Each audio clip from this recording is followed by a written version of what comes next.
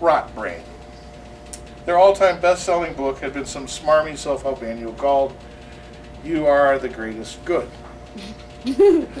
which had given rise to a franchise of sequels with such horrid titles as Your Spouse is the Next Greatest Good and Your Children Are Important Too. Eventually even titles like Don't Forget Your Postal Carrier were being foisted on the public. The books consisted of cute anecdotes and cartoons, required no analytical thought, and were written at the level of misunderestimated potato head politicians, and of course, were a huge success. A parody had been published by a witty competitor, but the results of that parody were tragic. The competitor came out with, "The only people who don't count are intellectuals, so let's kill them." That publication had set off the wilding that still hasn't come under control. To this day, if people cross paths on the street, the only conversation they feel comfortable exchanging consists of grunts and onomatopoeia. I guess I shouldn't have been surprised when, as I climbed the stairs, I heard the pack of wilding curfew breakers enter the tower. They coughed through the smoke and started coming up the stairs after me. I knew I would have little chance to survive if they thought I was in any way intelligent. So when I got to the top of the tower, I stripped myself down to my shorts, grabbed a handful of books off the shelves, began tearing pages out and throwing them all over the room. I pissed myself. I took a dump in the middle of the floor. Then I took my feces and wrote on the wall, "Books suck." Then I squatted in the corner and pulled out my pud through the fly of my shorts and began playing with myself while moaning and repeating incessantly, "Thuck, thuck, thuck, thuck." The mob, seeing me, grabbed me and brought me to the authorities. I was an immediate hit within the dominant society. And like young Werther, I became the persona most emulated in the whole country. I was selected for public service, elected and sworn in as president. I served out my term in complete stupidity.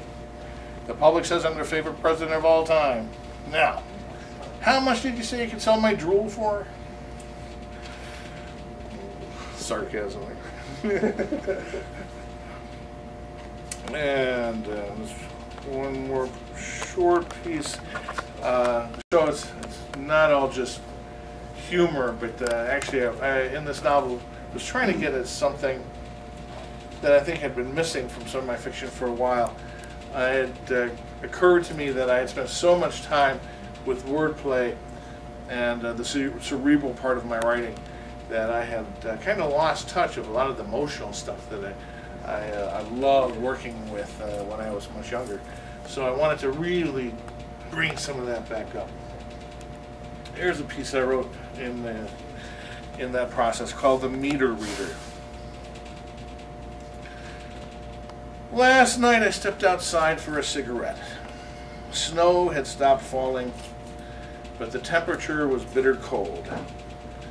I heard a coyote yelp like a beaten dog back in the woods a piece. Footprints in the snow led towards my window.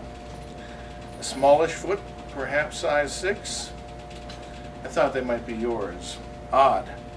You seem to not have actually gone all the way to the window, but had walked toward it as if you had thought about knocking to see if I was in, but then had changed your mind and had continued on instead. Had you been thinking about getting in touch with me again, but then had thought that perhaps you'd better not? Perhaps you'd thought that I'd be angry with you for your disappearance, but you should have known better. I hadn't been angry the time before when you disappeared for 2 months. That time when you came back, I smiled. I even called it a shit-eating grin later when I told you how I felt I'd reacted. And took you in my arms and held you. I welcomed you back, no questions asked, and would do so again. I found your house by accident last week. I was driving along the highway and spotted a group of houses I hadn't really noticed before. They were set back from the road and their view was blocked by trees and some cheap burger joint. I turned in automatically and I drove through the subdivision. I saw your car, not the new one. It wasn't there, so I figured you weren't home. The old one that no longer runs. It was sitting in the driveway, snowed over, looking cold and abandoned. I didn't stop or anything. I figured the neighbors might be watching and would tell your husband that I didn't want you to get beaten for my having been there. But I imagined you're living there, standing in the kitchen, washing dishes, seeing me drive out by your window. I imagined you throwing your dish towel down into your sink, running to the door, coming out to see me. I imagined your hugs and kisses and your gratitude for my having found you again. But I didn't stop. I know that if you wanted to see me, you would. We could get away while he was at work. You could go to the store and call me from a payphone. You could write me a letter. You could do all the things you did last time when you said you hadn't been able to stop thinking about me and that you dreamed about me every night. Are you still dreaming about me? Or have your dreams left you as well? Have you retreated into your unhappiness? Have you resigned yourself to what he who uses your religion to manipulate you calls your fate? Or are you thinking again that perhaps you deserve your happiness, that our being together was the greatest good we've ever known? I thought all this as I looked at the footprints and wondered why you'd stopped by without knocking. But then I noticed that the footprints continued into the next yard. They hadn't been yours afterwards. After all, I realized, flicking away my cigarette, they'd been the meter readers. I went back inside, where I hoped that eventually I'd be able to warm up. I want to say I really appreciate everybody coming out for this event, and please, if you can,